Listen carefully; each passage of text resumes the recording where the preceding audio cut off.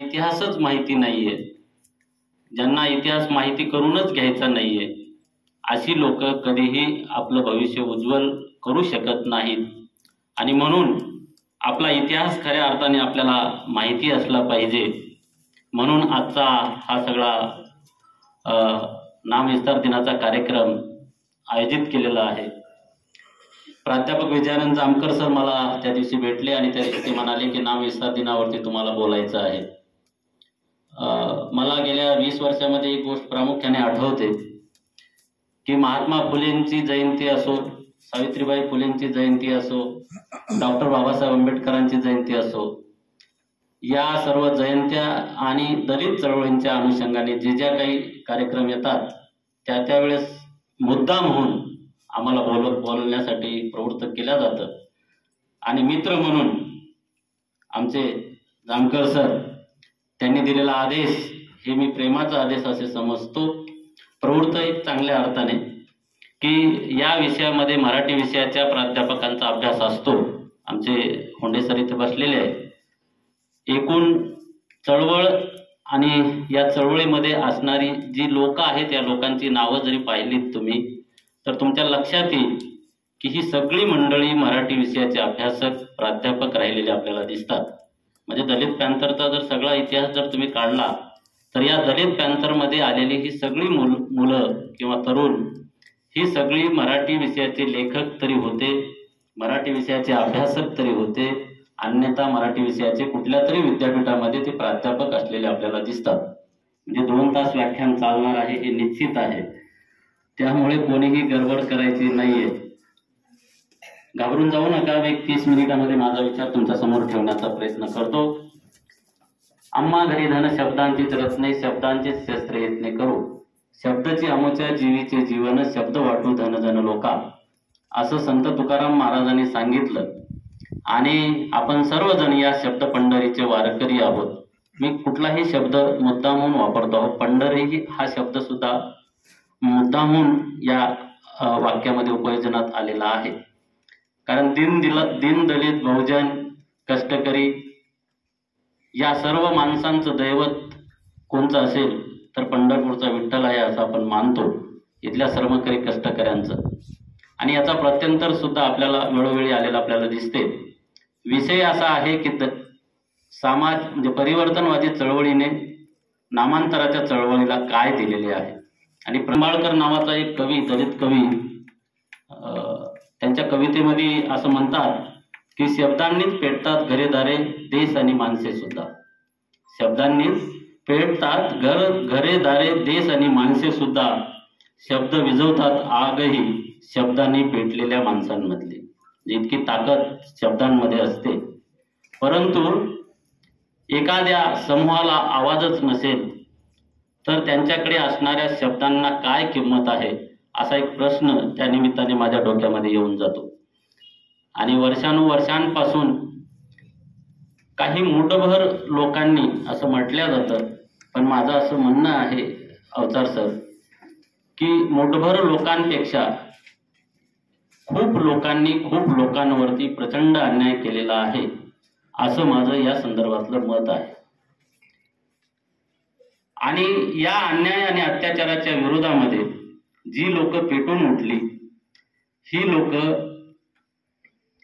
पुढच्या एका गटाला विरोध करण्यासाठी पेटून उठलेली नव्हती, तर ही लोक समता, बंधुता, न्याय, सामाजिक न्यायाची भूमिका घेऊन पुढे आलेली आपल्याला दिसतात. आणि या मूल्यांची रुजवण या देशामध्ये झाली पाहिजे हा एकमेव विचार या विरोधात म्हणजे चांगल्या विचारांनी पेटलेली लोक होती या लोकांचा असलेला आपल्याला दिसतो आहे. परंतु या विचाराच्या विरोधी विचार असणारी जी प्रतिगामी विचारांची लोक होती, या प्रतिगामी विचारांच्या लोकांनी या पुरोगामी विचारांमधला जो गर्भ आहे, अर्थगर्भ जो आहे, हा अर्थगर्भ समजून घेतलेला आपल्याला दिसत नाही. आणि म्हणूनच खऱ्या अर्थाने या देशामध्ये अशा पद्धतीचे संघर्ष पुढे आलेले आपल्याला दिसत आहेत. आमचा आवाज तुमच्या कानापर्यंत जर पोहोचत नसेल, आम्हाला काही नाही पाहिजे, आम्हाला या देशामध्ये मानवता रुजली पाहिजे, आम्हाला देशामध्ये समता रुजली पाहिजे, आम्हाला या देशामध्ये बंधुता रुजली पाहिजे आणि सर्वांना सामाजिक न्यायाच्या भूमिकाने वावरता यावं, वागता यावं एवढी माफक अपेक्षा घेऊन ही लोक रस्त्यांवरती उतरलेली आपल्याला दिसत आहेत. डॉक्टर बाबासाहेब आंबेडकर असतील, महात्मा फुले असतील, छत्रपती शाहू महाराज असतील, छत्रपती शिवाजी महाराज असतील किंवा या देशामध्ये जी संत चळवळ होऊन गेली ती चळवळ असेल, या चळवळींनी सुद्धा हीच मूल्ये या देशामध्ये रुजावीत यासाठी मोठे प्रयत्न केलेले आपल्याला दिसतात. कदाचित या संदर्भात मतभेद असू शकतात किंवा मी मांडलेली मतं कदाचित तुम्हाला पटणारी असतीलच असा काही त्याचा अर्थ नाहीये. म्हणजे गौतम बुद्धांपासून ते त्याच्या पलीकडे पण जर गेलो तर आपण प्रतिगामी आणि पुरोगामी चळवळींचं संघर्ष हा या देशाने अनुभवलेला आहे, पाहिलेला आहे. अगदी अलीकडच्या काळात जर आपण आलो तर महानुभावी संप्रदायाने उभा केलेला संघर्ष हा याच मूल्यांसाठी होता असं माझं स्पष्ट मत आहे. कारण महानुभाव संप्रदायांनी ज्या गोष्टी आपल्या तत्वज्ञानामध्ये सांगितल्या त्याचं अनुकरण आपल्या अनुयायांना करायला लावलं, तर गावात प्रवेश केल्यानंतर एका बाजूने प्रवेश केला की भिक्षा मागत मागत दुसऱ्या बाजूने पुढे निघून जायचं आहे. तोरणाचं घर जिथं आहे तिथं भिक्षा मागायची नाहीये किंवा हे घर या जातीचं आहे, ते घर त्या जातीचं आहे, ते घर त्या धर्माचं आहे, हे घर या धर्माचं आहे असा विचार न करता कुठल्याही जाती धर्माचं घर आपल्या समोर आल्यानंतर आपण ती भिक्षा घेतली पाहिजे अशा प्रकारचा समतेचा विचार महानुभाव संप्रदायाने सुद्धा या देशाला दिलेला आपल्याला दिसतो आहे. अनेक टीका या संप्रदायावरती होऊ शकतात, मला त्या टीका टिप्पणीमध्ये जायचं नाहीये. पण आपण काय पाहतो आहोत की या परिवर्तनाच्या चळवळी होत्या, आध्यात्मिक पातळीवरच्या जरी या चळवळी असल्या तरी या आध्यात्मिकतेच्या अनुषंगाने ह्या सगळ्या चळवळी परिवर्तनच या देशामध्ये मांडू इच्छित होत्या. महानुभावांच्या नंतर वारकरी संप्रदायाची चळवळ आपल्याला माहिती आहे की यारे यारे सकळ जन म्हणून या वारकरी संप्रदायातल्या संतांनी सर्व जाती धर्मातली लोक आपल्या एका भगव्या झेंड्याखाली आणली. ही पण गोष्ट मला असे वाटते की त्या अनुषंगाने फार विस्फोटक होती, विद्रोही होती. एक गोष्ट जाता जाता या नमूद करतो की कुठल्याही व्यक्तीचं कर्तृत्व हे त्या काळाच्या परिप्रेक्ष्यामध्ये जाऊन जेव्हा आपण अनुभवतो तेव्हा त्या व्यक्तीचं व्यक्तिमत्व, कर्तृत्व हे आपल्याला अधोरेखित करता येतं.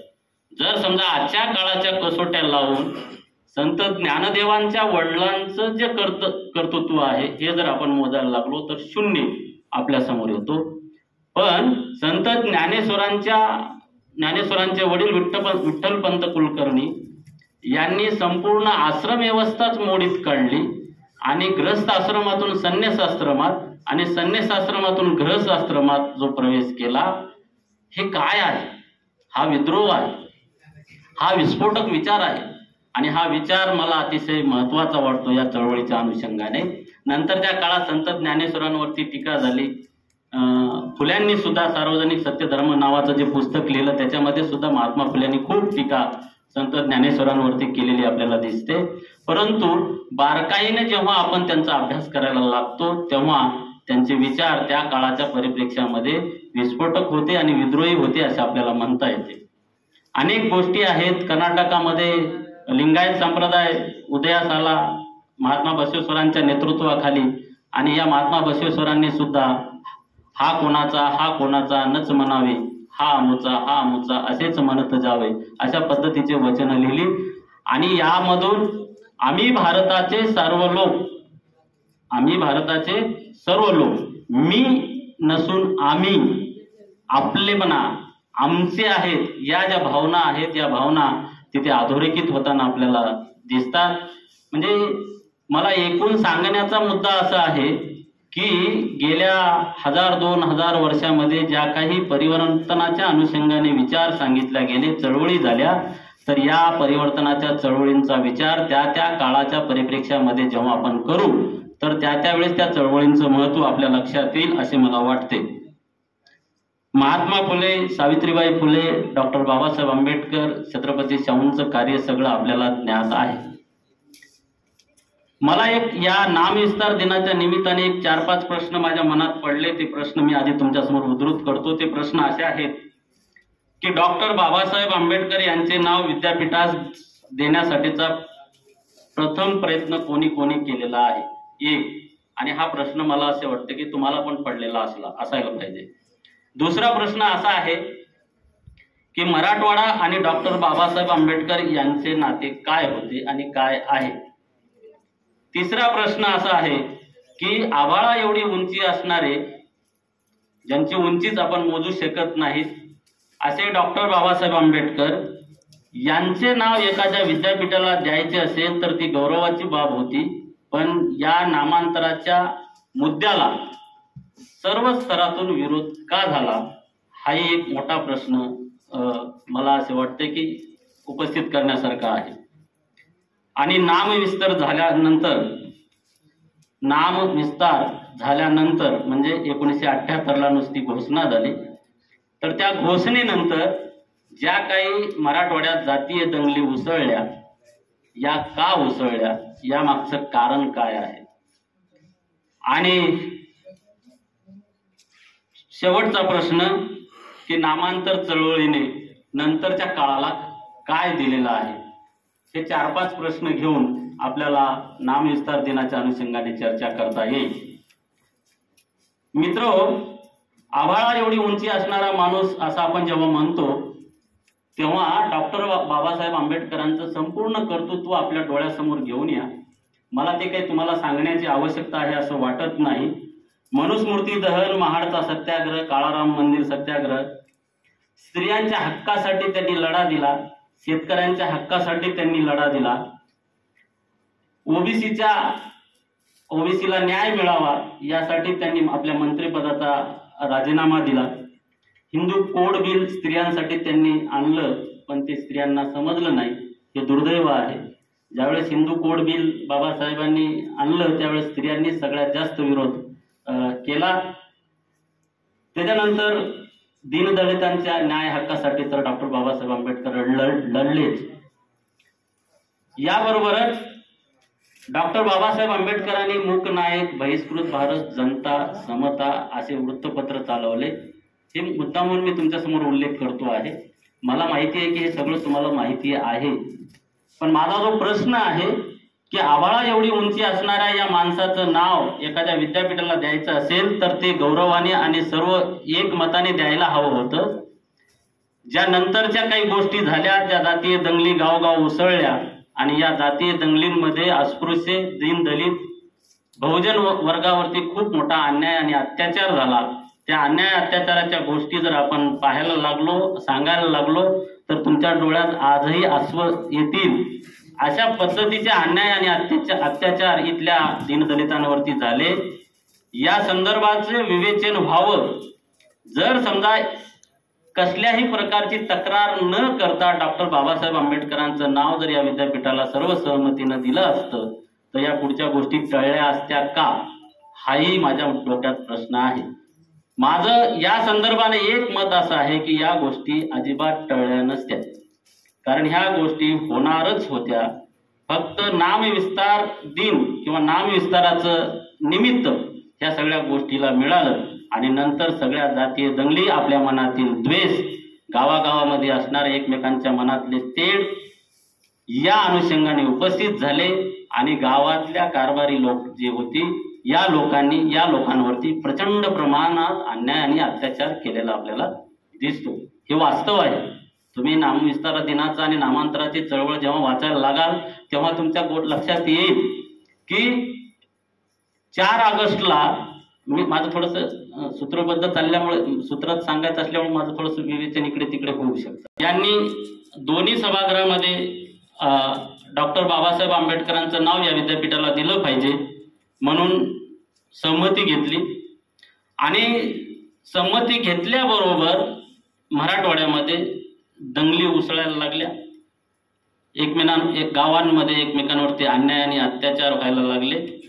ह्या गोष्टी जेव्हा संध्याकाळी बसलेली जी काही मंत्रिमंडळाची सभा होती त्यांना लगेच कळाल्या आणि हे थोडंसं स्थगित झालं. आणि तिथून पुढे 17 वर्ष या वेगवेगळ्या दलित संघटनांनी या विद्यापीठाला बाबासाहेबांचं नाव देणं कसं संयुक्तिक आहे यासाठी प्रयत्न केलेले आपल्याला दिसतात. आणि या सगळ्या काळामध्ये जवळपास 150 लोकांचा बळी, 150 लोकांचं ज्याला म्हणू आपण म्हणजे एक नाव एका विद्यापीठाला देण्यासाठी जर एवढ्या लोकांची आहुती जात असेल, एवढ्या लोकांना आपलं शहीद पण स्वीकारावं लागत असेल, तर तुमच्या माझ्यासारख्या विचारवंतांनी विचार केला पाहिजे की यात काय आहे. एवढा मोठा माणूस सगळ्या विश्वाने ज्यांना स्वीकारलं, सगळ्या जगाने ज्यांना स्वीकारलं, अशा डॉक्टर बाबासाहेब आंबेडकरांना मराठवाड्याला स्वीकारायला खूप काळ गेला. आणि हे मला असं वाटतं की हे मराठवाड्याचं खऱ्या अर्थानं दुर्दैव आहे. या मराठवाड्यामध्ये डॉक्टर बाबासाहेब आंबेडकरांनी शिक्षणाची पहिली मुहूर्तमेढ रोवली 1950ला मिलिंद महाविद्यालयाच्या निमित्ताने. त्यावेळेस खरं तर गोविंदभाई सराफ आणि त्यांची सगळी मंडळी त्यांना भेटायला गेली आणि भेटायला गेल्यानंतर बाबासाहेबांना ते असं म्हणाले की इथं हे महाविद्यालय चालेल का. त्यावेळेस बाबासाहेब असं म्हणाले की हे महाविद्यालय तर चालेल, पण या परिसरासाठी एका विद्यापीठाची आवश्यकता आहे. आणि मित्रहो, बाबासाहेबांना पक्क माहिती होतं म्हणण्यापेक्षा बाबासाहेबांच्या विचाराचं सूत्रच हे होतं की शिक्षणाने आपल्या समाजामध्ये परिवर्तन घडू शकते. महात्मा फुल्यांनी सुद्धा हेच सांगितलेलं आपल्याला माहिती आहे. विद्येविना मती गेली, मतीविना नीती गेली, आपण जे म्हणतो की नाही, नीतीविना गती गेली, गतीविना वित्त गेले, वित्ताविना शूद्र खचले. आणि एवढे अनर्थ एका विद्येने केले. हे महात्मा फुलेंनी सांगितलेला जो विचार होता, हा विचार बाबासाहेबांनी पुढे आणलेला आपल्याला दिसतो आहे. महात्मा फुलेंनी तर सुरुवातच केली शिक्षणाची की जोपर्यंत आपली दीनदलित बहुजन मंडळी जी आहे ही शिकणार नाहीत तोपर्यंत त्यांना कळणार नाही काही. आणि एकदा शिकायला लागली की त्यांना कळेल की मी कोण आहे. त्यांच्यामध्ये आत्मजाणीवा निर्माण होतील, ते स्वतःचा शोध घेतील आणि आत्मजाणीवा आणि आत्मशोध घेतल्यानंतर ते आपल्या न्याय हक्कासाठी या व्यवस्थेच्या विरोधामध्ये उभे राहतील. ही भावना ह्या दोन्ही विचारवंतांची, तिन्ही विचारवंतांची असलेली आपल्याला दिसते. आणि म्हणूनच महात्मा फुलेंनी सांगितलेला विचार बाबासाहेबांनी आपल्या अवलंबात आणला आणि या मराठवाड्यामध्ये 1950ला मिलिंद महाविद्यालय स्थापन झालं. या मिलिंद महाविद्यालयामध्ये फक्त मराठवाड्याचीच मुलं शिकली असे नाही, तर मराठवाडा, खानदेश, विदर्भ वेगवेगळ्या ठिकाणून मुलं आली आणि शिकायला लागली. त्यांना समजायला लागलं शिकल्यानंतर की बाबा आपल्याला शिकवणारे जे सर आहेत यांच्या शिकवलेल्या कथेमध्ये आपलं जीवन नाहीच आहे, शिकवलेल्या कादंबरीमध्ये आपलं जीवन नाहीच आहे, कवितेमध्ये आपलं जीवन नाहीच आहे. आणि मग ही सगळी मंडळी लिहायला लागली. स्वतःला आलेले अनुभव मांडायला लागले हे सगळी लोक. आणि ही लोक पुढे कवी, लेखक म्हणून, विचारवंत म्हणून पुढे आलेले आपल्याला दिसतात. आणि ह्याच विचारवंतांनी या चळवळीला सगळ्यात मोठं बळ दिलेलं आहे असं आपल्याला म्हणता येईल. या महाविद्यालयाचे पहिले प्राचार्य महबी चिटणीस ज्यावेळेस बाबासाहेबांनी सांगितलेला विचार की इथं विद्यापीठाची आवश्यकता आहे आणि नंतर मग शासनाने एक समिती स्थापन केली आणि त्या समितीमध्ये पळणिटकर समिती मला असे वाटते आणि त्या समितीमधले सदस्य होते महबी चिटणीस. आणि या महबी चिटणीस यांनी पहिल्यांदा ज्यावेळेस विद्यापीठाची स्थापना होऊ लागली त्यावेळेस त्याच्यामध्ये हा विचार आणला की या विद्यापीठाला डॉक्टर बाबासाहेब आंबेडकर यांचं नाव देणं संयुक्तिक आहे. महाराज आणि डॉक्टर बाबासाहेब आंबेडकर यांचं आणि बाकी सगळी नामस्थल नामं होती.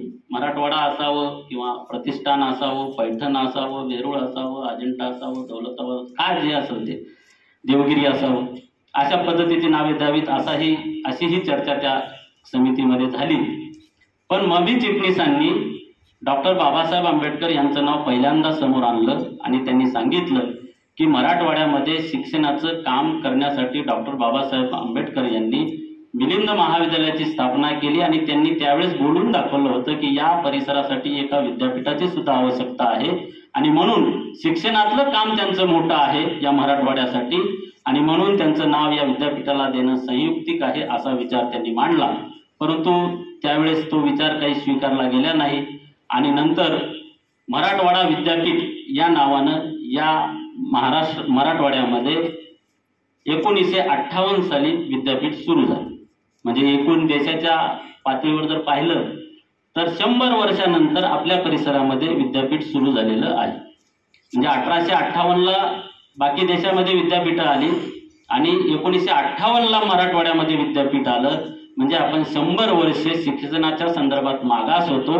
हे मागासले पण ओळखून बाबासाहेबांनी या मराठवाड्यातल्या दीनदलित बहुजन, मी तर असं म्हणेन की अनुसूचित जाती आणि जमाती, मला दलित आणि बहुजन हा शब्द थोडासा फसवाच वाटतो वेगळ्या अँगलनी, तर जे काही इथले कष्टकरी श्रमकरी यांच्यावरती जे शिक्षणापासून कोसो दूर आहेत, ज्यांच्यावरती अन्याय आणि अत्याचार वर्षानुवर्षांपासून होत आलेला आहे, यांना न्याय देण्यासाठी इथं शिक्षणाची आवश्यकता आहे. हा विचार ज्यांनी प्रथमतः केला तर त्यांचं नाव या विद्यापीठाला दिलं पाहिजे असा विचार महबी चिटणीसांनी जसा मांडला, तसंच एस.टी. प्रधान नावाचे महबी चिटणीसानंतर प्राचार्य त्याच महाविद्यालयाला आले. या एस.टी. प्रधान यांनी मिलिंद महाविद्यालयाचा जो वार्षिक अंक निघायचा, त्या वार्षिक अंकामध्ये एक लेख लिहिला आणि त्या लेखामध्ये सांगितलं की बाबासाहेब आंबेडकर यांचंच नाव देणं या विद्यापीठाला संयुक्तिक ठरेल. अनेक लोक आहेत त्याच्यानंतर मला वाटतं त्याच महाविद्यालयाचे दुसरे तिसरे प्राचार्य जे झाले, मच्छिंद्र वाहुळ म्हणून, डॉक्टर मच्छिंद्र वाहुळ, हे रिपब्लिकन विद्यार्थी लोकक्रांती दलाचे ते अध्यक्षही होते. त्यांनीही हा विचार मांडलेला होता की बाबासाहेबांचं नाव द्यावं आणि त्यासाठी त्यांनी पाठपुरावा सुद्धा केला. तत्कालीन मुख्यमंत्री वसंतराव नाईक यांच्याकडे त्यांनी निवेदन पाठवलं आणि वसंतराव नाईकांनी सुद्धा त्यांना जे पाठवलेलं पत्र आहे ते पत्र आज मला वाटतं की तुम्हाला जर पाहायचं असेल तर ते आहे, ते पण पाहता येईल. परंतु नंतर वाहुळ यांची भूमिका फार मोठी या सगळ्या नामांतराच्या लढ्यामध्ये असलेली आपल्याला दिसत नाही. अशा अनेक संघटना, अनेक व्यक्ती या विद्यापीठाला बाबासाहेबांचं नाव दिलं पाहिजे यासाठी आपले विचार मांडत होते, आपले मतं मांडत होते. त्यामध्ये सर्वात महत्त्वाची गोष्ट दलित पॅंथर 1972ला या महाराष्ट्रात निर्माण झालं. दलित पॅंथर हे युरोप खंडातील ब्लॅक पॅंथरकडून प्रेरणा घेऊन इथं दलित पॅंथर सुरू झालं. आता दलित पॅंथर ही चळवळ जी होती, ही चळवळ अतिशय महत्त्वाची चळवळ होती आणि विस्फोटक होती, विद्रोही होती, एकूणच जहालवादी विचाराची ही चळवळ होती. या चळवळीचा उद्देश काय होता की जिथे एका पद्धतीनं होईना याची तयारी या चळवळीने ठेवलेली आपल्याला दिसते. ही चळवळ, दलित पॅंथर चळवळ, ही नामदेव ढसाळ, माहिती असेल तुम्हाला नाव, कारण नामदेव ढसाळांनी की स्वातंत्र्य कुठल्या गाडवीचं नाव आहे, स्वातंत्र्य कुठल्या गाडवीचं नाव आहे हा उल्लेख नामदेव ढसाळांच्या कवितेतला आहे. आणि दलित पॅंथरने सांगितलं होतं की जे स्वातंत्र्य आमच्या कामाचं नाही, जे स्वातंत्र्य आम्हाला स्वातंत्र्य देत नाही, जे स्वातंत्र्य आम्हाला समतेचा विचार शिकवित नाही, जे स्वातंत्र्य आम्हाला बंधुभावाने ते वागण्याची मुभा देत नाही, ते स्वातंत्र्य आमच्या कुठल्याही कामाचं नाही असा विचार दलित पॅंथरने पुढे मांडला. जिथं जिथं गायराना असतील तिथं तिथं दलितांना ते दिले जावे हाही विचार दलित पॅंथरने पुढे आणलेला आपल्याला दिसतो आहे. एकूणच जिथं जिथं दलित बहुजनांवरती अन्याय अत्याचार होत आहेत तिथं तिथं दलित पॅंथरने भूमिका घेतलेली आपल्याला दिसते. मग ते नामदेव ढसाळ असतील, राजा ढाले असतील, जवी पवार असतील, हे सगळे कवी आहेत, हे सगळे लेखक आहेत बरं का, तुम्ही लक्षात घ्या. नामदेव ढसाळ तर प्रचंड ताकदीचा कवी आहे बरं का, जवी पवार पण प्रचंड ताकदीचे कवी आहेत आणि राजा ढाले अतिशय मोठे विचारवंत आहेत. नंतर यांच्यामध्ये विरोध झाला एकमेकांमध्ये, म्हणजे वेगवेगळ्या विचाराची लोक एकत्रित किती काळ टिकू शकतात हा एक अभ्यासाचा विषय असू शकतो. आणि नंतर मग या चळवळीला पुढे नेण्यासाठी अरुण कांबळे आले, आपले रामदास आठवले साहेब आले, गंगाधर गाडे आले इथले, त्याच्यानंतर ते शेगावकर आले, प्रीतम शेगावकर यांनी ही चळवळ पुढे नेलेली आपल्याला दिसते आहे. आता काय होतं की काही काही वेळेस मी या अनुषंगाने अभ्यास करताना मला एक गोष्ट आढळली की काही भाषणं मी ऐकले, त्या भाषणामध्ये दलित पॅंथरचा अजिबात उल्लेख केला जात नाही बरं का, की दलित पॅंथरचं नामांतराच्या चळवळीत फार मोठं काम आहे असा उल्लेख येत नाही. परंतु मित्र हो, कोणी का करेना, म्हणजे अनेक संघटना होत्या, दलित पॅंथर असेल, युक्रांत असेल सर म्हणतायत तसं, किंवा दलित युवक आघाडी नावाची एक संघटना होती, दलित पुरोगामी युवक आघाडी नावाची एक संघटना होती. अशा वेगवेगळ्या संघटना या नामांतर आणि नामांतराच्या संदर्भात कार्य करीत होत्या. या सगळ्यांची मागणी एक होती की नामांतर पाहिजे, म्हणजे डॉक्टर बाबासाहेब आंबेडकर विद्यापीठ तत्कालीन औरंगाबाद असंच हे नामांतर पाहिजे. तर डॉक्टर बाबासाहेब आंबेडकर मराठवाडा विद्यापीठ असं आम्हाला मान्य नाही, अशा पद्धतीचा विचार ठणकावून या सगळ्या संघटना सांगत होत्या. आणि एकूणच देशाची परिस्थिती पाहता खूप मोठी राजकीय उलाढाल, सामाजिक उचलपुतल इतकी मोठी झालेली आहे त्या काळामध्ये.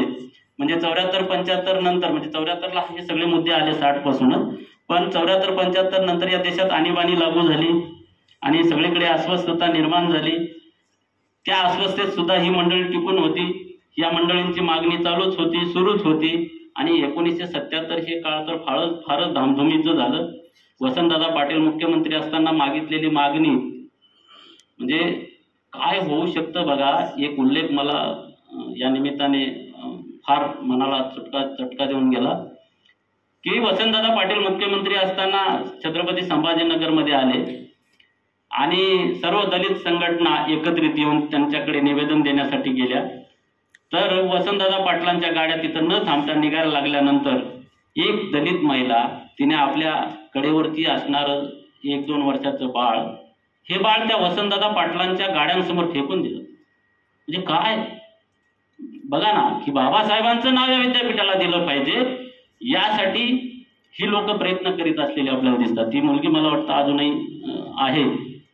म्हणजे इतक्या टोकाची चळवळ इथं झालेली आपल्याला दिसते आहे.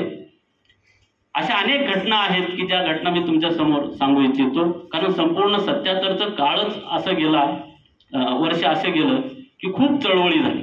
त्या चळवळी दलित पॅंथर असेल, ह्या सगळ्या संघटनांनी सरस्वती भुवन इथे मला वाटतं काय 1977ला या सगळ्या संघटना सरस्वती भुवनच्या प्रांगणामध्ये एकत्रित आल्या.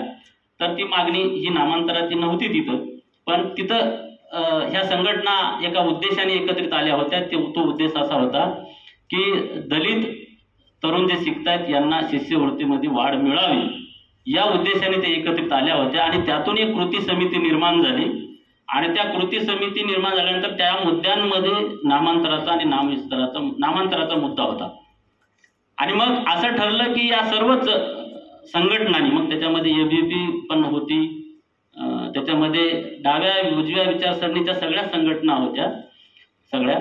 आणि असं ठरलं की या मुद्द्याला घेऊन नामांतराच्या आपण विद्यापीठावरती मोर्चे काढूया. आणि मग विद्यापीठावरती 18 जुलैलाच मोर्चा निघाला. 17 जुलैला काहीतरी ते झालं ना, 18 जुलैला मोर्चा निघाला. प्रचंड मोठा मोर्चा विद्यार्थ्यांचा आणि प्राध्यापकांचा सुद्धा खूप मोठा मोर्चा. असे 2-3 मोर्चे त्या काळामध्ये विद्यापीठावरती दाखल झाले 18 जुलै 1977ला. आणि हे मोर्चे येत आहेत आणि त्या दिवशीच त्याला आपण काय म्हणूया, सिनेट किंवा काहीतरी म्हणता येईल त्याला, ती सभा होती. त्या सभेमध्ये राजाराम राठोड, आता माजी प्राचार्य वसंतराव नाईक कॉलेजचे, आणि त्यानंतर उदगीरकडले सुद्धा एक आमदार होते, मला वाटतं भालचंद्र नेमाडेंचाही उल्लेख तिथे आढळतो मला. या सगळ्यांनी ही सगळी मोर्चे येत आहेत या विचारानेच काउन्सिलमध्ये एक निर्णय घेऊन टाकला की विद्यापीठाला बाबासाहेब आंबेडकरांचं नाव द्यायला काही हरकत नाही. तो घेतलेला निर्णय आजही तुम्हाला पाहायला मिळेल. पण झालं काय, या सगळे मोर्चेकरी विद्यापीठामध्ये आले आणि विद्यापीठामध्ये आल्यानंतर मित्रहो, कारण चळवळीमधलं सगळ्यात दुर्दैव जर कोणतं असेल तर हेच असतं की श्रेयवादाची लढाई अधिक सुरू होते. जिथं श्रेयवाद आणि स्वार्थ येतो तिथं चळवळी अधिक काळ किंवा चळवळींना चिरंतनत्व मिळत नसतं. आणि मग तिथं दलित पॅंथरने सांगितलं की या मागणीशी उजव्या संघटनांचा काय संबंध आहे. आणि म्हणून तिथं थोडासा त्यांच्यामध्ये विरोध झाला आणि विरोध झाल्यानंतर एक निवेदन देण्याच्या ऐवजी 2 निवेदन गेले तिथे. आणि तिथूनच खऱ्या अर्थाने ठिणगी पडली असं म्हटलं जातं. पण ही ठिणगी तिथं पडलेलीच नव्हती. मुळामध्ये या संपूर्ण अन्याय अत्याचाराची ठिणगी बाबासाहेबांच्या विचारात आहे. विचारात म्हणजे बाबासाहेबांनी जे विचार सामान्य माणसाला दिले, या सामान्य माणसांना सांगितलं की ही जी गावकीची लक्तर आहेत ही लक्तर फेकून द्या आणि माणूस म्हणून जगायला लागा. गावात असलेले ढोरं ओढून जे भाकरी मागताय तुम्ही हे सोडून द्या आणि शिका, संघटित व्हा आणि संघर्ष करा. हे जे ब्रीद बाबासाहेबांनी लोकांना दिलं, तर ही दीनदलित बहुजन वर्गातली लोक शिकायला लागली, संघटित व्हायला लागली आणि संघर्ष करायला लागली. मित्र हो, इथं अस्तित्वाचा प्रश्न येतो की गावामध्ये ज्या दंगली उसळल्या तर एका अस्तित्वाला यांनी दिलेला विरोध होता. अस्तित्वाच्या विरोधामध्ये उभा केलेला हा लढा होता आणि म्हणून ही अस्तित्ववादाची लढाई असलेली आपल्याला दिसते. आणि बाबासाहेबांच्या विचाराची जी लोक होती ही लोक पेटून उठलेली होती की मला ही माणूस म्हणून जगवा, मला ही माणसासारखं जगता आलं पाहिजे, ही माफक भावना असलेली आपल्याला दिसते. एक कवी एका ठिकाणी आमचा फार छान म्हणतो, आम्हासनी काय बी नको एवढीशी माणूस की द्याल तर बघा, आणि मी मेल्यानंतर मापलं मडं तुमच्या मड्याच्या शेजारी फोडण्याची व्यवस्था करा. काय म्हणतो कवी? आम्हासनी काय बी नको एवढीशी माणूस की द्याल तर बघा, आणि मी मेल्यानंतर मापलं मडं तुमच्या मड्याच्या शेजारी पुरण्याची व्यवस्था करा. बस काय नाही. जिवंतपणे तुम्ही जर आम्हाला माणुसकी देत नसताल तर मेल्यानंतर तरी समता द्या, माणुसकी द्या, मानवता द्या. हे काय मागणं आहे? डोक्याला मुंग्या आणण्यासारखं मागणं आहे ना हे सगळं. आणि मग ह्या चळवळींचा रेटा एवढा वाढला शासनावरती. नंतर पुलोतचं सरकार आलं, वसंतदादा पाटील गेले, शरदचंद्रजी पवार मुख्यमंत्री झाले महाराष्ट्राचे पहिले. आणि मग शरदचंद्रजी पवारांनी ही जी मागणी आहे ही मागणी विधिमंडळासमोर ठेवली. आश्चर्य, दोन्ही विधिमंडळांनी एकमुखाने मागणी मान्य केली. म्हणजे माझ्या मनात जे प्रश्न निर्माण होत आहेत ना, एकमुखाने मागणी केल्यानंतर सुद्धा आंदोलन चिघळलं कसं काय? बरं का, तर हा मोठा प्रश्न आहे. आणि साधारणपणे मला वाटतं की 27 जुलै 1978ला ही मागणी दोन्ही विधिमंडळात मंजूर झाली. आणि जेव्हा हे मराठवाड्यातल्या लोकांना कळालं, त्याच्यापूर्वी सुद्धा मराठवाड्याच्या नामांतराच्या बाजूनं म्हणजे विद्यापीठाच्या नामांतराच्या बाजूनं सुद्धा लढा उभारला जात होता आणि विद्यापीठाच्या नामांतराच्या विरोधात सुद्धा मोठा लढा उभारला जात होता. असं म्हटलं जायचं, विरोधातली लोक असं म्हणायचे, उल्लेख आहेत असे म्हणायचे, म्हणजे डायरेक्ट उल्लेख घेऊनच सांगायचं असलं तर खूप उल्लेख आहेत त्याच्यामध्ये, पण असे म्हणायचे की जर समजा या विद्यापीठाचं नामांतर झालं तर गावातली एकही झोपडी वाचणार नाही, गावातल्या लोकांना आम्ही मारू वगैरे वगैरे अशा पद्धतीचे उच्चार म्हणजे व्यक्त व्हायचे लोक. याचबरोबर बाबासाहेबांचा फोटो आमच्या डिग्रीवरती येईल आणि हे आम्हाला नकोय. म्हणजे काय मानसिकता आहे? ज्या बाबासाहेबांना सगळ्या जगानं स्वीकारलं त्यांचा फोटो जर आपल्या डिग्रीवर येत असेल तर ती खरं तर अभिमानाची आणि स्वाभिमानाची गोष्ट होती.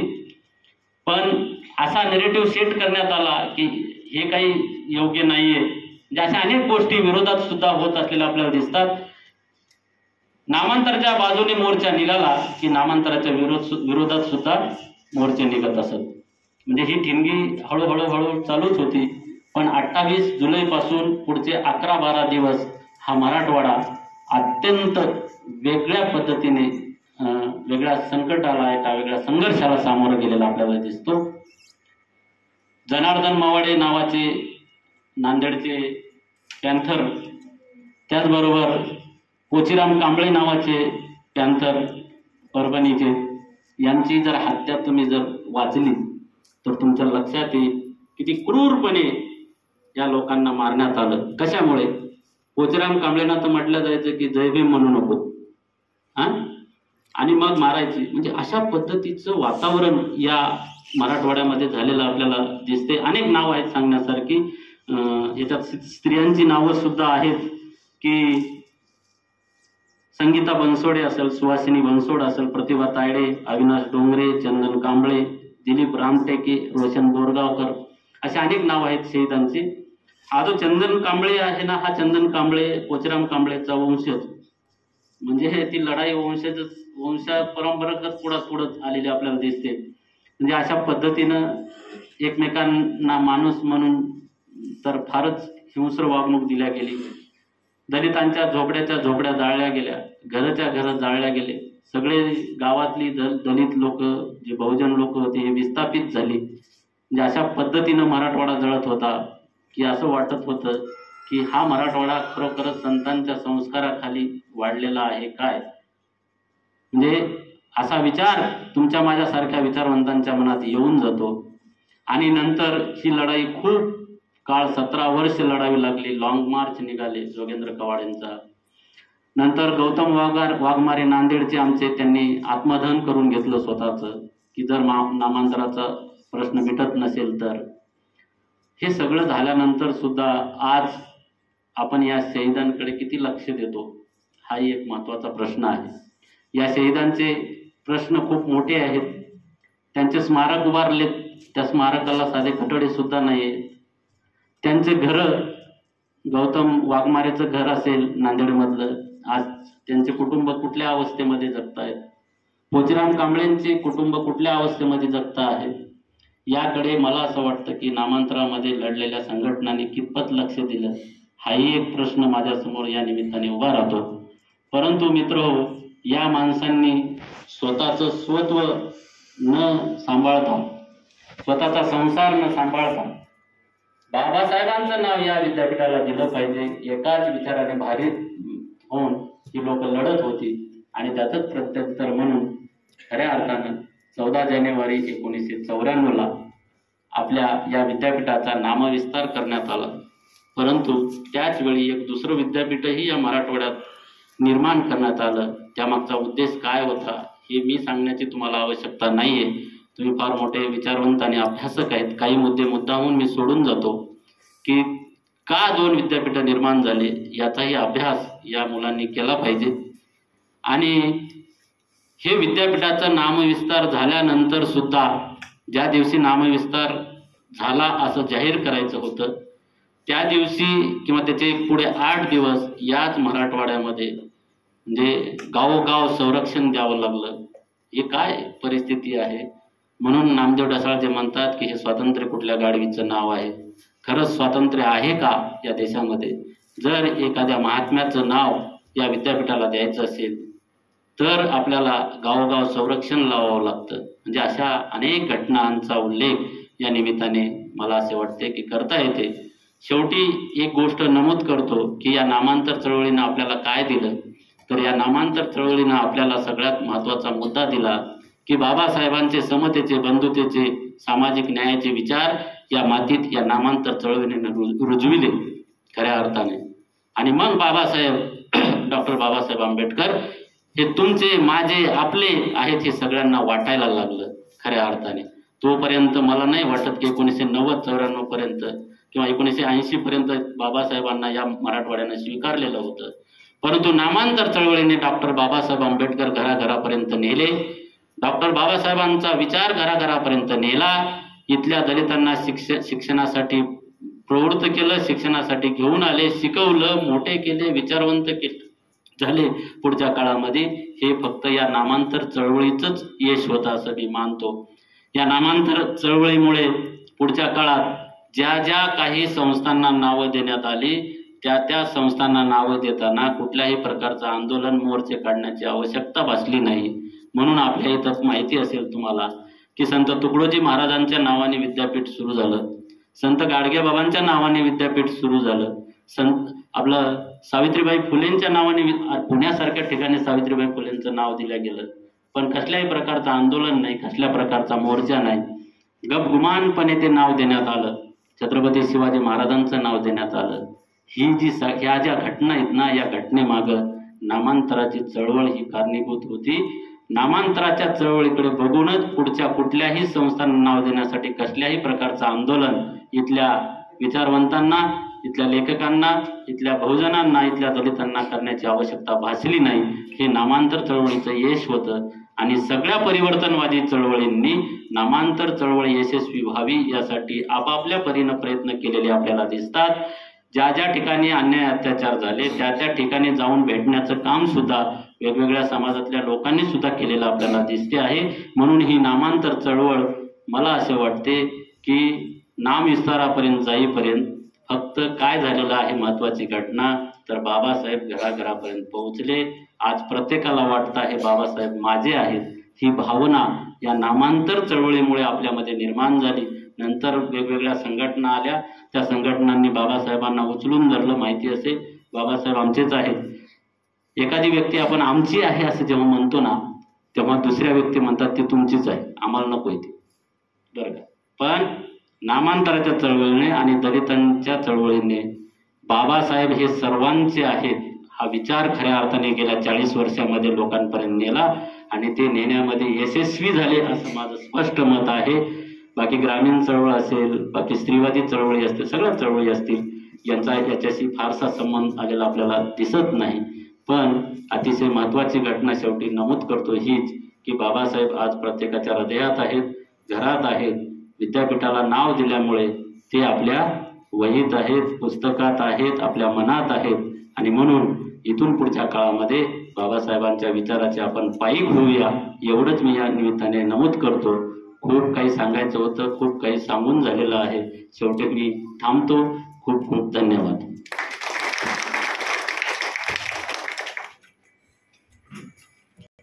डॉक्टर बाबासाहेब आंबेडकर असं म्हणाले होते की शिक्षण हे वाघिणीचं दूध आहे आणि जो हे दूध पिईल तो गुरगुरल्याशिवाय राहणार नाही.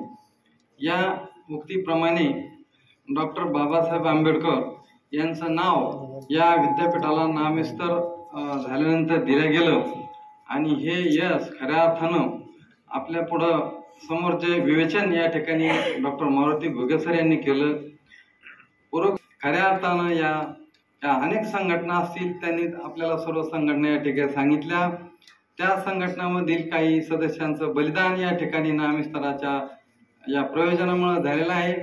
परंतु एवढं होऊन या विद्यापीठाला हे नाव दिलं गेलं आणि खऱ्या अर्थानं या संघटनेचा किंवा या बलिदान केलेल्यांचा हा विजय या ठिकाणी झाला असं मला या ठिकाणी वाटतं. या कार्यक्रमाचे अध्यक्षीय समारोप करण्यासाठी महाविद्यालयाचे उपप्राचार्य आमचे मित्र प्राध्यापक डॉक्टर गजानन अवतार सर यांना विनंती करतो त्यांनी या कार्यक्रमाचा अध्यक्षीय समारोप करावा.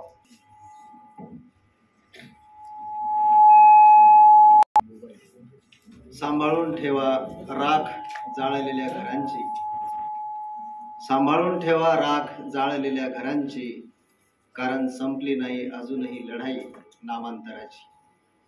मित्रहो, या ओळी आहेत नुकताच या कार्यक्रमाचे प्रमुख व्याख्याते प्रोफेसर डॉक्टर मारुती घुगे सरांनी प्राध्यापक अरुण कांबळे यांचा उल्लेख केला. त्यांच्या ह्या कविता आहेत, त्यांच्या ह्या ओळी आहेत. या प्रबोधन मंचावर विराजमान असलेले आजीवन शिक्षण आणि विस्तार विभागाचे कार्यक्रमाधिकारी, राष्ट्रीय सेवा योजना विभागाचे कार्यक्रमाधिकारी, त्याचबरोबर समोर असलेले सर्व माझे प्राध्यापक वृंद, सहकारी मित्र, विद्यार्थी मित्र हो. डॉक्टर मारुती घुगे सरांनी अनेक बाबींचा उहापोह आपल्या समोर केलेला आहे आणि त्यांनी हे सुद्धा सांगितलं की काल आम्ही औपचारिकरित्या डॉक्टर बाबासाहेब आंबेडकर मराठवाडा विद्यापीठ नाम विस्तार वर्धापन दिन हा साजरा केला. परंतु त्या कार्यक्रमाला आपण उपस्थित नव्हतात आणि नामांतर चळवळ काय आहे, विद्यापीठ काय आहे, नामांतर चळवळीनं काय दिलं म्हणजे नामांतर चळवळ काय आहे, असे अनेक प्रश्न त्यांनी उपस्थित केले आणि त्या प्रश्नाची उत्तरं त्यांनी आपल्या समोर सुद्धा मांडलेली आहे. ते प्रश्न कदाचित आपल्याला पडतील आणि त्याची उत्तरं आपल्याला मिळतील या अनुषंगानेच आजही आम्ही या कार्यक्रमाचं आयोजन केलेलं आहे की जेणेकरून तुम्हाला विद्यापीठ म्हणजे काय, नामांतर चळवळ म्हणजे काय, नामविस्तार म्हणजे काय, अशा प्रकारच्या प्रश्नांची उत्तरं मिळतील. माझा पहिला प्रश्न आपल्याला असेल की विद्यापीठ म्हणजे काय आपल्याला माहीत आहे काय? बहुतांशी विद्यार्थी मला माहीत आहे हे पदवीच्या वर्गाचे नसून हे 12वीचे 11वीचे विद्यार्थी आहेत आणि तुम्हाला विद्यापीठ म्हणजे काय या प्रश्नाचं उत्तर यदाकदाचित माहीत नसेल तर मी तुम्हाला आपणाला सांगेन की जसं तुम्हाला 12वीचं बोर्ड असते, तुमच्या नावामध्ये बदल झाला की आम्ही तुम्हाला काय सांगतो हे बोर्डाकडून आलेलं आहे, तसं BA, BCom, BSc किंवा पदवी आणि पदव्युत्तर एज्युकेशन किंवा शिक्षण जे आहे हे देण्यासाठी एक स्वायत्त मंडळ असतं, त्याला विद्यापीठ म्हणतात. आणि हे विद्यापीठ औरंगाबादला आणि आताच्या छत्रपती संभाजीनगरला 23 ऑगस्ट 1958ला स्थापन झालेलं आहे. हे विद्यापीठ, या विद्यापीठाच्या कार्यक्षेत्रामध्ये सध्याचे मराठवाड्यातील 4 जिल्हे आहेत: औरंगाबाद, जालना, बीड आणि उस्मानाबाद, म्हणजे धाराशिव, छत्रपती संभाजीनगर आजचे नवीन नावाचे, हे 4 जिल्हे या विद्यापीठाच्या कार्यक्षेत्रामध्ये येतात. बाकीचे मराठवाड्यातले 4 जिल्हे आहेत परभणी, लातूर, त्यानंतर नांदेड आणि परभणी. हे 4 जिल्हे स्वामी रामानंद तीर्थ मराठवाडा विद्यापीठ नांदेड हे 4 जिल्हे त्या विद्यापीठाच्या कार्यक्षेत्रामध्ये येतात. सांगण्याचा मुद्दा असा आहे की हा जो नामांतराचा लढा असेल, नामविस्ताराची किंवा नामांतराची चळवळ असेल, ही चळवळ सांगत असताना डॉक्टर घुगे सरांनी आपल्यासमोर जे प्रश्न उपस्थित केले की ही नामांतराची मागणी का आली, ही नामांतराची मागणी प्रथमतः कुणी केली, याला विरोध कुणी केला आणि नामांतराच्या नंतर काय परिस्थिती निर्माण झाली, अशा प्रकारचे आपल्यासमोर उपस्थित केलेले प्रश्न आहेत. त्याचबरोबर त्यांनी या परिवर्तनवादी चळवळीचा उहापोह करत असताना आपल्यासमोर महानुभावचं पंथ असेल, त्याचबरोबर वारकरी संप्रदाय असेल, त्याचबरोबर लिंगायत समाजाचा संप्रदाय असेल, अशा प्रकारच्या अनेक परिवर्तनवादी चळवळींचा सुद्धा आपल्यासमोर उल्लेख केलेला आहे. सांगण्याचा मुद्दा हाच आहे की डॉक्टर बाबासाहेब आंबेडकर मराठवाडा विद्यापीठाची स्थापना ही 23 ऑगस्ट 1958 झाली असली तरी त्या मागची जी काही पूर्वपीठिका आहे ती पूर्वपीठिका अशा प्रकारची आहे की हा मराठवाडा विभाग, हे मराठवाडा रिजन, हा मराठवाडा प्रदेश हा हैदराबादच्या निजामाच्या राजवटीखाली असलेला हा प्रांत होता आणि या प्रांतासाठी जर उच्च शिक्षण घ्यावायचं असेल तर तुम्हाला किंवा आपल्याला या मराठवाड्यातील प्रत्येक व्यक्तीला उच्च शिक्षणासाठी हैदराबादच्या उस्मानिया विद्यापीठामध्ये जावं लागायचं आणि केवळ हैदराबादला हे उस्मानिया विद्यापीठ एकच विद्यापीठ होतं आणि उच्च शिक्षणाच्या संदर्भातला जर विचार केला तर मराठवाड्यामध्ये फक्त 2 महाविद्यालये होती. एक म्हणजे नांदेडचं पीपल्स कॉलेज आणि दुसरं म्हणजे औरंगाबादचं शासकीय ज्ञान विज्ञान महाविद्यालय. हे 2च महाविद्यालये होते मराठवाड्यामध्ये आणि विद्यापीठ हे उस्मानिया विद्यापीठ नांदेड येथे होते, हैदराबाद येथे होते. मग या परिसराचा, या प्रदेशाच्या उच्च शिक्षणाची जी काही भूक आहे, उच्च शिक्षणासाठी जे काही लागणारे महाविद्यालय आहेत, याचा विचार करून डॉक्टर बाबासाहेब आंबेडकरांनी 1945लाच मुंबईला पीपल्स एज्युकेशन सोसायटीची स्थापना केली आणि या पीपल्स एज्युकेशन सोसायटीच्या माध्यमातून औरंगाबादला 1950ला मिलिंद महाविद्यालयाची स्थापना करून उच्च शिक्षणाची मुहूर्तमेढ रोवलेली आहे. आणि जसा उल्लेख डॉक्टर घुगे सरांनी केला की त्यावेळेस डॉक्टर बाबासाहेब आंबेडकरांचं सातत्यानं औरंगाबादमध्ये येणं असायचं आणि त्यावेळेस मराठवाड्याचे एक अग्रणी नेते असलेले गोविंदभाई श्रॉफ आणि माणिकचंद पहाडिया या दोघांनी डॉक्टर बाबासाहेब आंबेडकरांची भेट घेतली आणि त्यांना प्रश्न केला की बाबासाहेब, तुम्ही म्हणता इथे महाविद्यालय चालवायचं आहे, महाविद्यालय इथे स्थापन करायचं आहे, पण इथे चालेल का? त्यावेळेस बाबासाहेबांनी विचार बोलून दाखवलेला आहे की इथे महाविद्यालयच काय, तर इथे विद्यापीठ, एक स्वतंत्र विद्यापीठ सुद्धा चालू शकते. त्या अनुषंगाने आपल्याला प्रयत्न करणं गरजेचं आहे आणि हाच विचार किंवा याच विचारामुळं बाबासाहेबांचं नाव डॉक्टर बाबासाहेब आंबेडकर मराठवाडा विद्यापीठाला देण्याची मागणी समोर आली. ही समोर आली असताना याचं महत्त्वाचं कारण असं आहे की बाबासाहेबांनी जे काही त्यांच्या जीवनामध्ये सत्याग्रह केले असतील, त्यांच्या जीवनामध्ये जे काही मोर्चे काढले असतील किंवा त्यांनी एकंदरीतच राजकीय आणि सामाजिक कार्य केलं असेल, त्याच्यामधला एक माइलस्टोन म्हणून जर पाहायचा असेल तर तो म्हणजे आहे महाडच्या चौदार तळ्याचा सत्याग्रह. तो महाडचा चौदार तळ्याचा सत्याग्रह 27 मार्च 1927ला झाला आपल्याला माहिती आहे. आणि या चौदार तळ्याच्या सत्याग्रहामध्ये जसं अमेरिकेच्या स्वातंत्र्याच्या जाहीरनाम्यामध्ये म्हटलेलं आहे की संपूर्ण मानवजात किंवा संपूर्ण मानवजात ही स्वतंत्र आणि जन्मताही स्वतंत्र आहेत, त्यांना ते निसर्गाने दिलेले आदेय हक्क आहेत.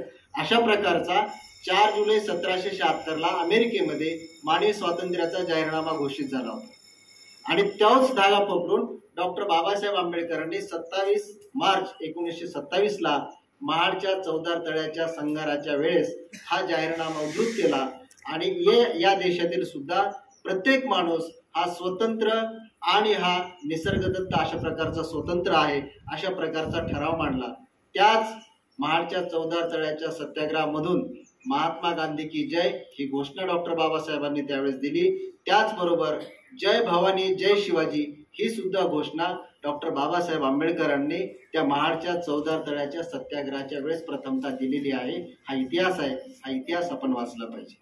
सांगण्याचा मुद्दा असा आहे की त्या 14 तळ्याच्या सत्याग्रहाला आणि या मागणीला म्हणजे 1977 जेव्हा ही मागणी पुढे आली तेव्हा त्या 14 तळ्याच्या सत्याग्रहाचं ती सुवर्ण महोत्सवी वर्ष होतं, म्हणजे 50 वर्ष पूर्ण झाले.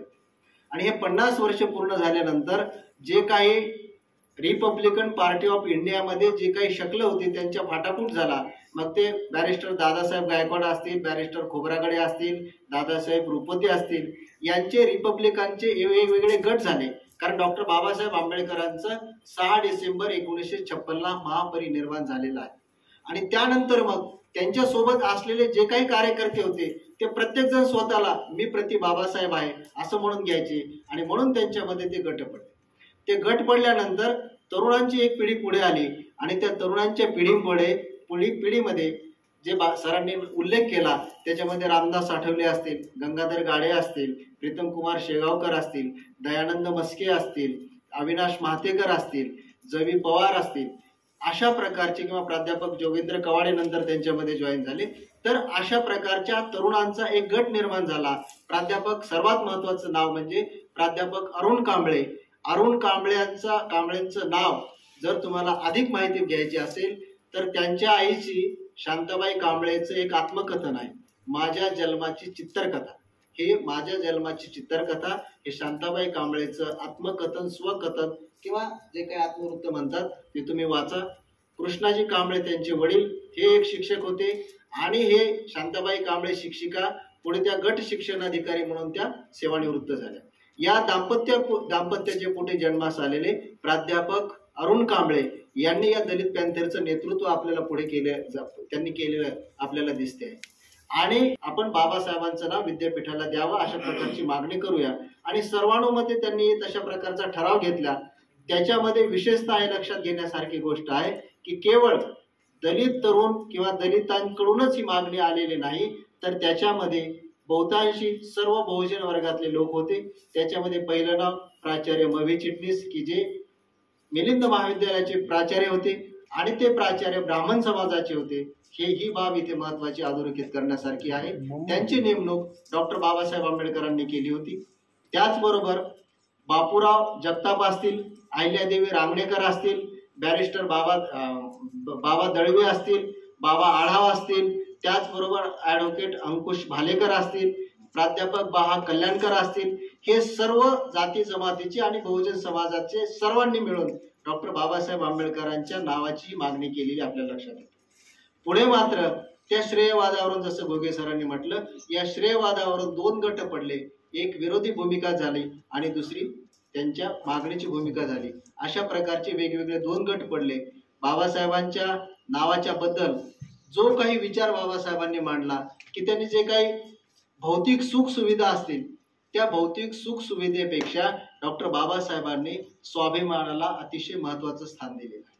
आणि तो विचार डॉक्टर बाबासाहेब आंबेडकरांच्या असलेल्या अनुयायांच्या समाजामध्ये तो रुजलेला आहे, तो रुजतो आहे. आणि म्हणून प्रत्येक गावामध्ये, प्रत्येक खेड्यामध्ये, वाड्यामध्ये, वस्तीमध्ये बाबासाहेबांचा विचार हा रुजल्यानंतर तेथील प्रत्येक व्यक्ती स्वाभिमानानं उभी राहते आहे. ती कुठल्याही प्रकारची लाचार होत नाही. आणि हाच राग मला असं वाटतं तत्कालीन सनातनी समाजामध्ये आहे.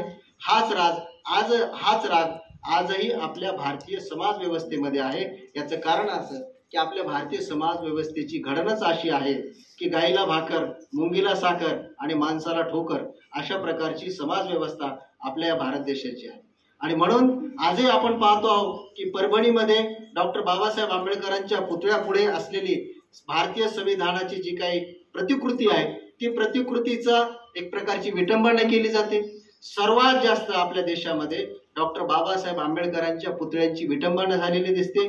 त्यानंतर छत्रपती शिवाजी महाराजांच्या पुतळ्यांची विटंबना झालेली दिसते. अन्यथा कुठल्याही पुतळ्याची विटंबना मला तरी असं वाटतं की आपल्या देशामध्ये झालेली दिसत नाही. याचं कारणच असं आहे बंधूंनो, याचं कारणच असं आहे की आपण एक लक्षात घ्या, छत्रपती शिवाजी महाराजांनी सुद्धा रयतेचं राज्य निर्माण केलं. या देशामधील जो काही प्रस्थापित समाज व्यवस्था असेल त्या प्रस्थापित समाज व्यवस्थेला त्यांनी नाकारलं. डॉक्टर बाबासाहेब आंबेडकरांनी त्यांच्याच विचाराचा धागा धरून, त्यांच्याच विचाराचं सूत्र धरून, मग ते मध्ये शाहू महाराज असतील, महात्मा फुले असतील, यांच्या विचारांची एक चेन डॉक्टर बाबासाहेब आंबेडकरांनी या देशामध्ये या देशाच्या राज्यघटनेमध्ये समता, स्वातंत्र्य, बंधुता आणि न्याय, की प्रत्येक व्यक्तीचं जीवन हे कशा प्रकारे स्वाभिमानानं ओतप्रोत भरेल असेल अशा प्रकारचा विचार मांडून या तत्वाची रुजवण या भारतीय संविधानामध्ये केलेली आहे. आणि म्हणून हे लक्षात घ्या की प्रत्येक, जसं अरिस्टॉटल असं म्हणतो की माणूस हा जसा समाजशील प्राणी आहे तसाच तो वर्चस्व प्रिय सुद्धा आहे. म्हणून प्रत्येकाला आपलं वर्चस्व, आपल्या समूहाचं वर्चस्व, आपल्या घटकाचं वर्चस्व कसं इतरांवर असेल अशा प्रकारचा प्रत्येक व्यक्ती विचार करतोय. याचा अर्थ तो विचार करणं म्हणजे वाईट नव्हे, परंतु शैक्षणिक दृष्टिकोनातून ज्यावेळेस आपण शिक्षण घेऊ आणि एका समानतेच्या पातळीवर एक व्यक्ती म्हणून, एक समाज म्हणून, एक माणूस म्हणून ज्यावेळेस आपण एकत्रित येऊ त्यावेळेस समतेचा निश्चितच विचाराचा धागा हा आपण पकडला पाहिजे. हे एक महत्त्वाचं सूत्र आहे. आणि म्हणून डॉक्टर बाबासाहेब आंबेडकरांच्या विचारांची पायाभरणी, विचारांची जे काही समतेवर असलेला विचार आज प्रत्येक समाजामध्ये असणं अत्यंत आवश्यक आहे. अशा प्रकारची ही नामांतराची चळवळ ना विस्तारामध्ये कधी गतिमान झाली, ती कधी त्याच्यामध्ये निर्माण झाली हे कळलं नाही. आणि खऱ्या अर्थानं मग 14 जानेवारी 1994 लक्षात घ्या, 26 जुलै 1978 जेव्हा महाराष्ट्राच्या दोनही सभागृहामध्ये, महाराष्ट्राच्या विधिमंडळाच्या दोनही सभागृहामध्ये जेव्हा डॉक्टर बाबासाहेब आंबेडकर मराठवाडा विद्यापीठ असं नामांतर झाला, असा ठराव झाला, त्यावेळेस सुद्धा मुख्यमंत्री शरदचंद्रजी पवार होते. पुरोगामी लोकशाही दल हे तेव्हा त्यांचं सरकार होतं. आणि जेव्हा 14 जानेवारी 1994 डॉक्टर बाबासाहेब आंबेडकरांचं नाव या विद्यापीठाला देण्यात आलं, नामविस्तार करण्यात आला, तेव्हा सुद्धा या महाराष्ट्र राज्याचे मुख्यमंत्री शरदचंद्रजी पवार होते. हे लक्षात घ्या. अशा प्रकारचा हा जो काळ आहे, अशा प्रकारचा हा जो काही संघर्ष आहे, हा संघर्ष 17 वर्ष हा मराठवाड्यानं अनुभवलेला आहे. की जे पोचीराम कांबळेंचा उल्लेख सरांनी केलेला आहे, त्या पोचीराम कांबळे नांदेड जिल्ह्यातले होते आणि ते एक स्वाभिमानी माणूस, किंवा त्याला असं म्हणूयात की बाबासाहेबांनी जो काही स्वाभिमानाचा विचार गावोगावातील प्रत्येक व्यक्तीमध्ये निर्माण केला होता, त्याचं फलित म्हणजे पोचीराम कांबळे, त्याचं फलित म्हणजे चंदर कांबळे, त्याचं फलित म्हणजे जनार्दन मावाडे, सुलेखाताई तायडे, सुलक्षणाताई तायडे, किंवा अशा वेगवेगळ्या, किंवा 25 डिसेंबर 1993 नांदेडच्या गौतम वाघमारे यांनी स्वतःचं आत्मदहन दिलं. अशा प्रकारचे हे सर्व शहीद, दिलीप रामटेके, सुहासिनी बनसोडे, अशा प्रकारचे हे सर्व शहीद या नामांतराच्या चळवळीमधले आहेत, या नामांतराच्या लढाईचे आहेत. त्यांचा इतिहास, त्यांनी निर्माण केलेली जी काही माणूसपणाची लढाई आहे, मला असं वाटतं ती आजही संपलेली नाही. आपण, आपल्यावर खूप मोठी जबाबदारी आहे की आपण सुद्धा या राज्यामध्ये, या देशामध्ये समानतेच्या पातळीवर निर्माण असलेलं राज्य, स्वातंत्र्याच्या पातळीवर निर्माण असलेलं राज्य, एक बंधुता निर्माण करून आणि सर्वांसाठी न्यायाची अशा प्रकारची समाज रचना, समाज व्यवस्था निर्माण करण्याचं काम आपल्या सर्वांच्या हातून व्हावं, अशा प्रकारची अपेक्षा या निमित्तानं मी आपणासमोर व्यक्त करतो. आपण अधिकाधिक या संदर्भात पुस्तकं वाचा, किंबहुना एकंदरीतच आपण वाचन अधिकाधिक वाढवा. केवळ मोबाईलच्या किंवा हे जे काही सोशल मीडिया आहे, या सोशल मीडियाच्या भवितव्यावर किंवा सोशल मीडियाच्या विचारावर आपण त्याच्यावर ठाम राहू नका. तर आपण, मला असं वाटतं की खऱ्या अर्थानं आपण पुस्तकं वाचले पाहिजेत. पुस्तकं वाचल्यानंतर त्या लेखकाचा जो काही समकालीन विचार असेल, जे काही समकालीन राजकीय, सामाजिक आणि आर्थिक सामाजिक परिस्थिती असेल, त्या परिस्थितीचं सुद्धा तुम्हाला आकलन होईल. आणि प्रत्येक व्यक्ती जसं त्या परिस्थितीचं एक अपत्य असतं, प्रत्येक व्यक्ती हे परिस्थिती सापेक्ष त्याचं व्यक्तिमत्व घडत असतं. या अनुषंगाने सुद्धा आपण वाचल्यानंतर एक नवीन दृष्टिकोन आपल्याला प्राप्त होईल. म्हणून या निमित्तानं दुसरं आव्हान तुम्हाला असं करेन की आपण अधिकाधिक पुस्तकं वाचले पाहिजेत. कारण वाचाल तरच वाचाल अशा प्रकारची परिस्थिती आहे. कारण न्यू एज्युकेशन पॉलिसी 2020 या वर्षीपासून ही अंमलबजावणी झालेली आहे आणि याच्यामध्ये कदाचित तुमचं व्यक्तिमत्व हे सर्वांगीण व्हावं अशा प्रकारची व्यवस्था त्यामध्ये केलेली आहे. मग तुम्ही BA चे असाल तर सायन्सचा तुम्हाला विषय घेता येतो, कॉमर्सचे असाल तर सायन्स किंवा आर्ट्सचा विषय घेता येतो. आतापर्यंत ह्या ज्या काही कक्षा होता, ह्या कक्षा बंद होत्या. या खऱ्या अर्थाने या न्यू एज्युकेशन पॉलिसीच्या माध्यमातून आपल्यासाठी त्या ओपन झालेल्या आहेत. अशा प्रकारचा आपण एक सकारात्मक विचार करूया आणि प्रत्येक क्षेत्रातलं आपण स्वतःकडे कशा प्रकारचं ज्ञान मिळवू अशा प्रकारची अभिलाषा आपण बाळगली पाहिजे. अशा प्रकारची परत आपल्याकडनं अपेक्षा व्यक्त करतो आणि थांबतो. धन्यवाद. स्वामी रामानंद शिक्षण प्रसारक मंडळ शहागड संचलित